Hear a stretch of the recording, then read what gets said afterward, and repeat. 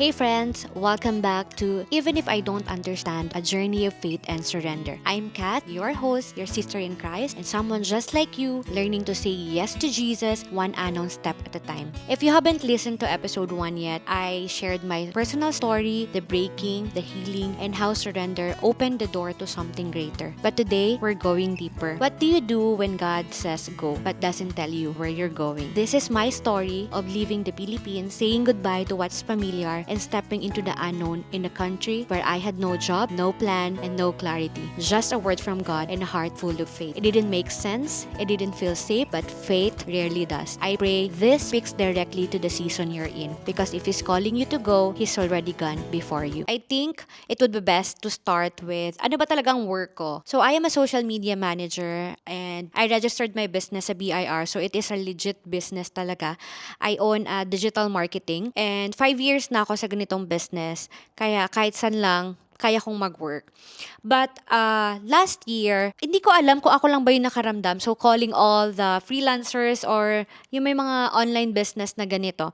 Dumating talaga ako sa point na parang hindi ko na gusto yung ginagawa ko. Like ayoko na mag-show up sa social media ko to get more clients kasi doon ako nakakakuha talaga ng clients. Doon sa Instagram account ko, yun talaga yung way ko to get clients. But for some reason na hindi ko maipaliwanag, hindi ko na gusto yung ginagawa ko. Napagod ako siguro nakakapagod talaga pag nasa marketing ka kasi walang tigil din yung utak mo kakaisip ano ba yung trend. Kasi yung trend talaga, parang hindi ba kayo nauubusan ng trend? Pwedeng kalmahan nyo muna kasi nakakapagod mag-keep up. Pero kailangan mo yun kasi yun yung way para ma-help mo din yung clients mo to achieve their goals, 'di ba? Pero for some reason, hindi ko maipaliwanag. Sobrang hirap na hirap akong mag-show up sa sarili kong account. Sobrang hirap maka-close ng clients. And kung may nakukuha akong clients, most of them, hindi ko na gusto. Parang nakakapagod na parang iba-ibang clients. But yun, for some reason, napagod ako. And I decided na, sabi ko, this coming 2025, sabi ko, magtatayo ako ng business ko. It is a physical business na gusto kong i-launch naman. Kasi parang nakakapagod din. Parang, I want something new. I want to start na parang physical business naman. Since na-experience ko na yung business na parang digital, ganyan. So, Hannah helped me with the feasibility study sa gagawin kong business. I have a place or may location na ako kung saan ko siya ilalagay. So, ano yung ibebenta ko. So, parang sabi ko, this is the time na I will shift my focus na dito sa business na gagawin ko. And actually, dumating pa sa point last year na nag-product run ako. Alam mo yun, yung nag-product test ako na parang ito yung ibebenta ko, ano yung lasa nito, ano yung ganito. As in, dumating na ako sa point na nagko-costing na ako and magkano yung perang kailangan kong ilabas to start this business. So, ganun talaga yung plano ko next year. Parang lahat planado na, okay, kukuha ako ng sasakyan para easier na lang yung, alam mo yun, magagamit ko yung sasakyan not just for myself, pero para sa business ko. So, everything is planned na talaga last year kung ano yung mangyayari this year. But yun, ang daming nangyari, ang daming nagbago. And to begin with, I have a friend na nagme-mermaid siya sa India. And nagka-call kami one day. And then sabi niya, if you're interested, kasi diba nag-free dive ako. Sabi niya sa akin, if I am interested to join her sa next batch ng pag-mermaid sa India. And I was like, gusto ko yun. Gusto ko talaga siya. Gusto kong i-experience yun. Actually, nag-yes na ako sa offer. Expected ko kasi by February this year, aalis na ako to go to India. For that, kasi ang sabi, may opening by February. Kasi gusto ko na din sana umalis dito sa Pilipinas. Para kung sakali sabi ko, okay, maganda din yung offer. Tapos pwede pa akong mag-work online. Tapos, kung i-grab ko yun, may pang down payment na ako sa sasakyan para hindi ko mababawasan yung ipon ko. Alam mo yun yung ganong mindset ko na parang plinano ko na without consulting the Lord. Pero, dahil nga naka 21 days fast ako, nakabalik ako sa Palawan nung January. So, January 21, nagsulat ako nito sa devotional notebook ko. So, this is my journal. Dear Lord, I accepted the offer in India tonight. I'm not sure if this is what you want for me, and I am sorry for not consulting you. But just in case, Lord, this is not from you, and you know I will be tempted and swayed, before I sleep tonight, I surrender it into your hands. So, from that day na sinulat ko yan, January, na inaccept ko yung offer sa India, sobrang excited ko nun kasi parang, okay, new experience for me to do free diving or mag-mermaid ako sa India. Tapos magkakapera ako. Tapos pag uwi ko after 3 months, pwede na ako mag-down ng sasakyan. Tapos pwede ko nang ituloy yung business ko kasi nakapag-ipon na ako. So talagang nakaplano na siya. And hindi ko talaga inas si Lord na parang, Lord, plan mo ba to? Ganyan. So parang gumawa na naman ako ng paraan on my own way, on my own strength, without asking kung ito ba yung gusto ni Lord. And wala talaga siyang sagot sa akin. As in, silent lang talaga si Lord during those times. Pero, during one of my devotion, may word na binigay sa akin si Lord. And it says here, January 23. So, January 21, nung sinabi ko, Lord, kung hindi to para sa'yo, alisin mo. January 23, 2025, day 18 of my fasting, there's a reading in Galatians 5 verse 16. Sabi dito, so I say, walk by the Spirit and you will not gratify the desires of the flesh. For the fleshly desire is what is contrary to the Spirit, and the Spirit is what contrary to the flesh. They are not in conflict with each other, so that you are not to do whatever you want. Pagbasa ko talaga nun, sabi ko, going to India is not the desire ni Lord for me. It is my fleshly desire na gusto kong pumunta ng India kasi gusto kong magkapera, pang down payment and the experience kasi after nun, pwede ako mag-Maldives, pwede ako mag-dive doon. And sabi ni Lord, hindi mo dapat gawin yung mga bagay na gusto mo lang. And pagbasa ko nun, sabi ko, okay Lord, so this is not your will for me. And nag-antay pa din ako. Nag-pray ako noon. Nag-pray pa din ako ng pray until nasa Batangas ako ng time na yon. And sabi ko, Lord, kung ayaw mo ako pumunta ng India, saan mo ako gusto pumunta? Kasi ayoko namang magstay dito sa Palawan na wala akong ginagawa kasi I think for 2 months noon, January, February, as in, hindi ako masyadong nagfo-focus sa work, di ako nagwo-work, kung ano lang yung client ko, yun lang. As in, yun lang yung nag-sustain sa akin. And I was like, Lord, hindi pwedeng ganito ko for life. I mean, hindi ako pwedeng ganito lang. Kailangan kong may gawin, kailangan kong magtrabaho kasi kailangan ko ng pera. Or kung ano yung plano mo sa akin, sige, sabihin mo sa akin kung ano yung plano mo, yun yung susundin ko. And then, silent pa din si Lord. So, during the time na sinisik ko si Lord kung ano yung plano niya sa akin, na nasa Batangas ako, nagkaroon na naman ako ng desire. Sabi ko, Lord, alam mo yung feeling na pinapangunahan ko si Lord kasi ang tagal eh. Parang, Lord, ang tagal mo naman mag-answer sa prayer ko kung saan mo ko ipapadala na next. Parang pwede ako na lang. So, nagkaroon na naman ako ng desire na parang gusto kong mag-aral ulit. Parang gusto kong ituloy kasi I'm also a life coach before. And sabi ko parang gusto ko ituloy yung magkaroon ako ng diploma na pwede akong mag-counsel, ganyan. Kasi I love to talk to people and yung ganon, parang Christian counselor, ganyan. So naghanap ako sa internet na naman. Grabe. Naghanap ako sa internet kung saan, sa ibang bansa. Kasi sabi ko, Lord, ayoko mag-aral sa Pilipinas. Gusto ko mag-aral sa ibang bansa. And naghanap talaga ako ng mga schools na nag-o-offer ng ganon, ng diploma, ganyan. Kasi gusto ko talagang mag-school. So nakakita ko sa Singapore, nakakita ko sa ganyan. Sa Singapore, sabi ko, nag-start na yung class. So parang sabi ko, sayang. And medyo expensive yung kailangan mong i-roll na money para magkaroon ka lang ng diploma for that. Kasi naalala ko, meron akong friend na freelancer din na nasa Japan and tinanong ko siya, sabi ko, hindi mo ba feel na parang gusto mo mag-aral ng ganyan, mag-counsel, ganyan. Kasi parang feeling ko same kami na parang want. Then sabi niya, sige, try natin, ganyan. So naghanap kami ng mga schools. Grabe ko kapasaway, no? Grabe ko, hindi ako marunong mag-antay talaga. Napaka-impatient ko talaga sa waiting season na to, na parang pinapangunahan ko talaga si Lord kung ano yung gusto niya. And then, parang nagkasundo kami na by March, punta kami Thailand. Kasi sa Thailand, hindi siya sa mismong Bangkok, pero parang isang remote area na nag-o-offer ng ganun sa Thailand. And knowing Thailand, medyo pasok siya sa budget natin as a Pinoy, 'di ba? So sabi ko, sige, go, try natin sa sa Thailand mag-aral. So talagang nagse-search na ako ng ticket and all, kung saan titira, ganyan, paano yung visa, ganyan. Till sabi ni Lord, hindi din yun yung for me. And napagod na ako try to figure out kung ano yung mangyayari on my own strength. Until sabi ko, Lord, ipakita mo sa akin or sabihin mo lang sa akin kung saan ako pupunta and I will go. Kasi walang instruction si Lord. Wala siyang sinasabi na dito ka pupunta, dito, dito, dito, ganyan. And then sabi ko, Lord, hindi pwedeng wala akong gagawin. Kaya sabi ko, just give me your word and I will obey. I remembered February 1, sobrang desperate ko na parang, Lord, kung hindi mo lang din ako tutulungan, kung hindi mo lang din ako i-answer kung saan mo ako ilalagay, hindi ko na alam ang gagawin ko sa buhay ko. Alam mo yun, tandang-tanda ko yun.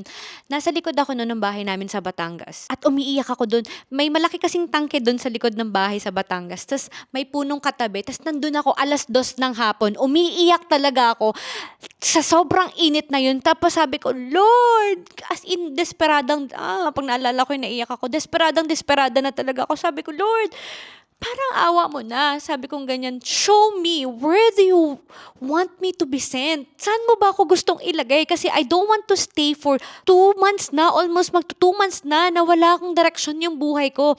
And ayoko nang gumawa ng desisyon sa buhay ko na hindi nanggaling sa'yo. Kasi pagod na ako sa napakadami kong mali. I want to make sure na sa'yo yun nanggaling.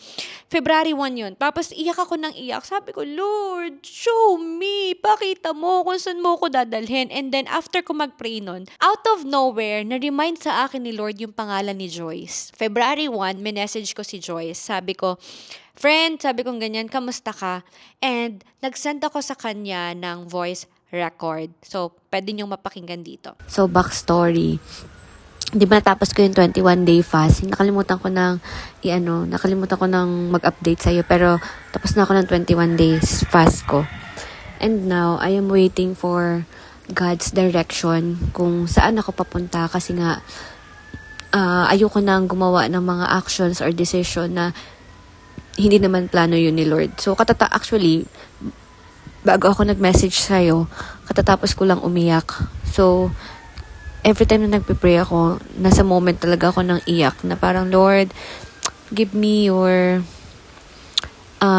sign, or I mean not sign, but give me your word, give me your direction, which way to go. So, ayun, pag-pray mo ako, friend, na parang kung saan man ako dalahin ni Lord, may I become a vessel of blessings and encouragement to other people. Ayun. So, after ko yun isend sa kanya, sabi ko sa kanya, gusto kong i-lead ako ng Panginoon kung saan niya ako dadalhin next. So, message kami ganyan. Sabi ko, Lord, gusto ko kung saan mo man ako ilalagay, dun mo ako ilagay. Sabi ko ganyan kung para sa akin. But I still not consider yet the Dubai or the UAE for that season.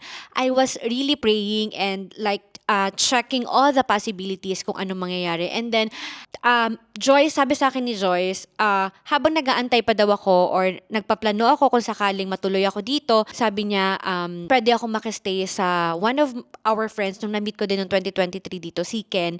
Pwede daw muna ako makastay sa kanya for habang naghahanap ako or habang naghahanap ako ng work or kung anong mangyayari sa akin. So, I messaged Ken the same day din na nangyari yon. And then, ito yung sabi ko sa kanya. Paano ko ba umpisahan?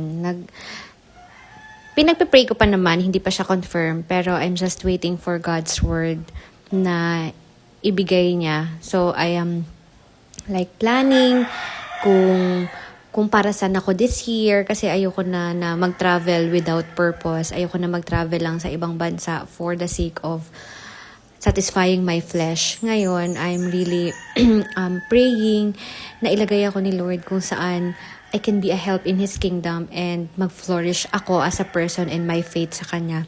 So, just after my prayer today, nagkaroon ako ng heart to, i-message si Joyce kung kamusta dyan. And then, yun nga, I am praying na bumalik ng Dubai. So, kapag kinonfirm na ni Lord pag kinonfirm na ni Lord yung word na dyan ako, kung para dyan ako, baka next month, mag-fly ako. Tapos, ang reply niya sa akin, ang sabi niya sa akin, wait lang, sabi niya, kinikilabutan na kasi may revelation kanina si Lord habang nagpe-pray kami. Tapos, tinanong ko siya, anong revelation? Ang sabi niya, ang revelation niya kay Coach Rona is, someone will be assigned here. And I was like, alam mo yun yung parang, people around me are confirming na yung decision ko or yung heart ko, itong desire ko to go to UAE, people around me are saying, this is what God wants you to do. But still, hindi agad ako nag-make ng move or hindi agad ako nag-book ng ticket during that time. Kasi gusto ko, meron akong word na panghahawakan kay Lord na yun talaga yung sinabi niya sa akin. And true enough, February 3, na-receive ko yung word sa Panginoon na alam ko, ito yung word niya sa akin na pinapamove niya na ako.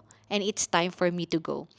This is found in Genesis 12, verse 1 to 2 in a Message translation. Sabi dito, God told Abraham, leave your country, your family, and your father's home for a land that I will show you. I will make you into a great nation, and I will bless you. I will make your name great, and you will be a blessing. Nung na-receive ko tong word na to, umiyak na ako. Kasi napaka-clear.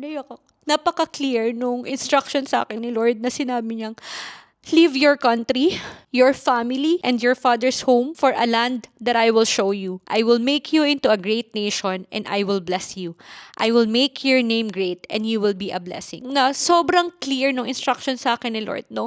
Na-receive ko, nung message ko sila February 1, I still waited for God's instruction or God's word to confirm na this is what you want for me, God. This is what you want. And then, I received that word in Genesis 12:1. Inuutusan ako ng Lord na umalis ka na sa bansa mo, iwan mo yung family mo, iwan mo yung father's household mo sa land na ipapakita ko sa iyo and I will bless you in that land. And the next day, that same day, February 3, I booked my ticket papunta ng Dubai with faith. With faith. Hindi ko alam kung anong mangyayari sa akin dito nung pumunta ako. Wala akong plano. Hindi ko alam kung anong trabaho, saan ako titira, anong mangyayari sa buhay ko. Hindi ko alam. Wala talaga.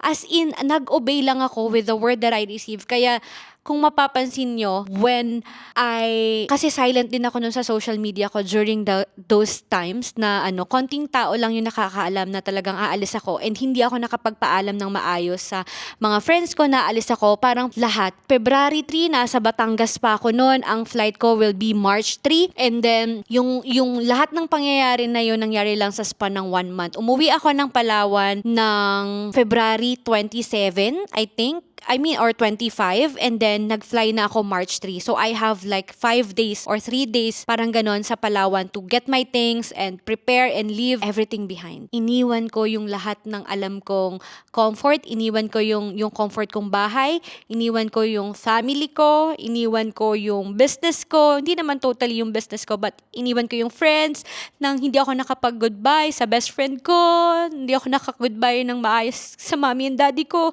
Lahat iniwan ko just because I know that God is really calling me to go to a land that He will show me and that is in UAE. Nung after ko mag-book ng ticket, biglang nag-sink in sa akin lahat ng takot. Nag-sink in sa akin na parang ito na, totoo na talaga to na iiwan ko lahat kasi may ticket na ako, ganyan.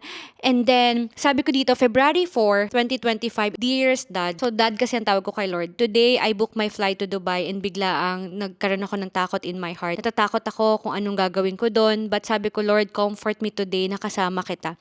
And the next day, as I read my words, God gave me His word in Genesis 46 verse 3. Do not be afraid to go down to Egypt, for I will make you into a great nation there. I will go down to Egypt with you and I will surely bring you back again. Ni-remind sa akin, alam mo yung grabe ko nakatakot noon kasi parang tama ba tong desisyon ko? Hindi ba ako nabaliw? Hindi ba ako nagpadalos-dalos? Hindi ba ako impulsive? Pero I know in my heart that God is really calling me to go here in UAE. And natakot ako noon and then fear, parang gusto ko na mag-back out kasi parang ano gagawin ko doon? Ang init-init kaya sa UAE, 'di ba? Parang hindi ito yung dream country ko. Pero God is really confirming me the next day na sinabi niya sa akin, do not be afraid to go down to Egypt for I will make you into a great nation there.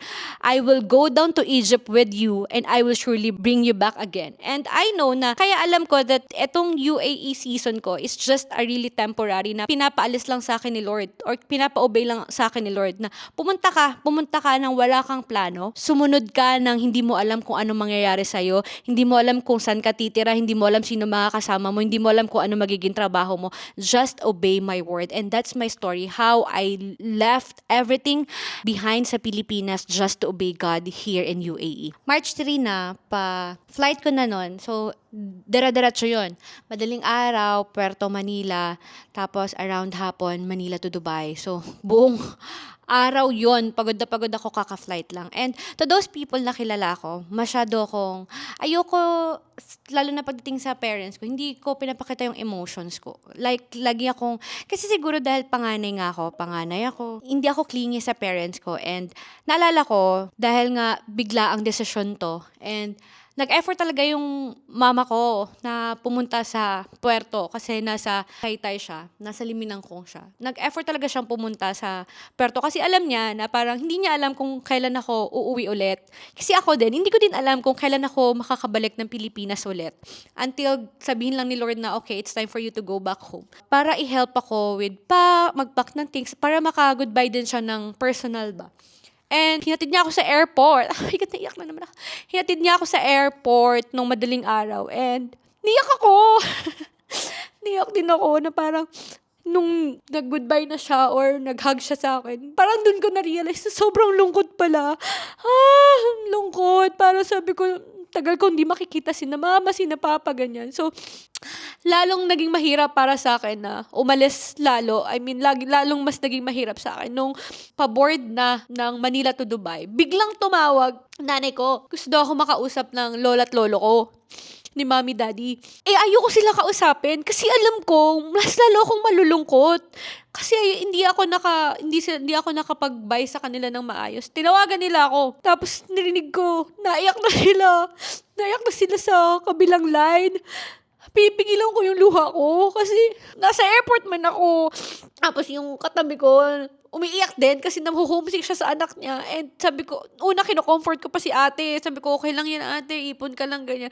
Biglang mamaya-maya tumawag na si mama. Gusto daw ako makausap nila mami. And narinig ko na iyak sila. Tapos naalala ko sabi ni daddy, parang, paano na kami pag umalis ka? Kasi ako lagi yung kasama nila magpa-check up. Parang mag-ingat ka dyan. Parang alam mo yung lungkot na parang ano bang mag-aantay sa akin sa Dubai. Hindi ko alam kung anong buhay yung mag-aantay sa akin. Ano ba to? Lagi na lang maiiyakan. Hindi ko alam kung anong buhay yung nag-aantay sa akin sa Dubai, kung anong tutuluyan ko doon, ano yung mangyayari sa buhay ko, anong magiging trabaho ko, paano yung visa ko. Tapos nalulungkot ako kasi ako lang mag-isa doon, wala akong family. Parang biglang nag-sink in sa akin lahat yung takot ko na parang tama ba tong decision ko, na parang impulsive pa ako. Pero so far naman, buhay pa ako kasi ilang buwan na ako dito sa UAE, di ba? Pero yun yung story na how God lead me to a place na gusto niya for me. Nung nandito na ako sa Dubai, out of nowhere, parang I think last 1 month ago or yung cellphone ko na to, yung cellphone kong isa, na low bat siya, and nung grab ko siya, i-charge ko sana siya, tapos na long press ko, na nakita ko, to be honest, hindi ko alam. Wala na akong idea kung ano yung nasa vision board ko 2024. Hindi ko alam na yun pala yung plinano ko. And you know what? Ang nasa vision board ko pala last 2024 na gusto kong mangyari sa buhay ko is to have a new life in Dubai. And the word na nilagay ko dito sa vision board ko is the same verse na Genesis 12 verse 1 to 4. Na sinabi ko, ito yung verse na binigay sa akin ni Lord when I first arrived here in Dubai last 2023. During one Sunday service, merong verse na binigay si Lord na Genesis 12:1-3 that leave your country, ganyan. And then sabi sa akin ni Kuya Brian, Kuya Brian is our church member, sabi niya sa akin, kinakausap ka ni Lord, that was 2023. Pero hindi ko siya in-embrace yung word na yun, hindi ko talaga siya nilakaran yung word na yun, di ako naniniwala kasi ayoko talagang pumunta dito sa UAE kasi sobrang init dito, tsaka hindi pa ready yung heart ko to go here in UAE. But little did I know that the desire na nalagay ko sa heart ko na sabi ko to have a new life in Dubai, the word na pinanghawakan ko noon is Genesis 12:1-2. And then sabi ko, I will have my own podcast. And little did I know, hindi siya nangyari nung 2024. Mangyayari pala siya ngayong 2025. Hindi ko akalain na meron ako nitong vision board that I will have a new life here in Dubai. I didn't know na ang verse ko palang ginamit is Genesis 12:1 to 2.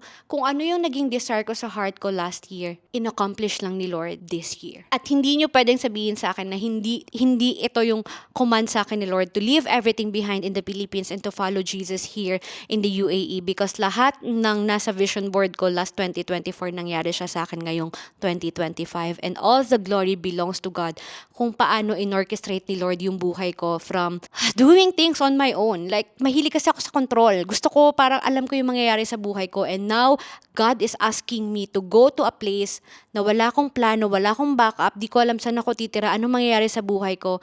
Now I am here in UAE, living my life. If you're listening and God is asking you to go, even if you don't understand, you're not alone. Faith doesn't always come with a flight itinerary. Sometimes it just starts with a trembling yes. Thank you for being here. I really appreciate you guys for hearing my episode 2 of my podcast. If this episode spoke to your heart, I'd like to walk this journey with you. Follow me on my Instagram or follow me on my YouTube channel. Share this with your friend, and remember, you are not alone in your surrender. Even if we don't understand, He is still faithful.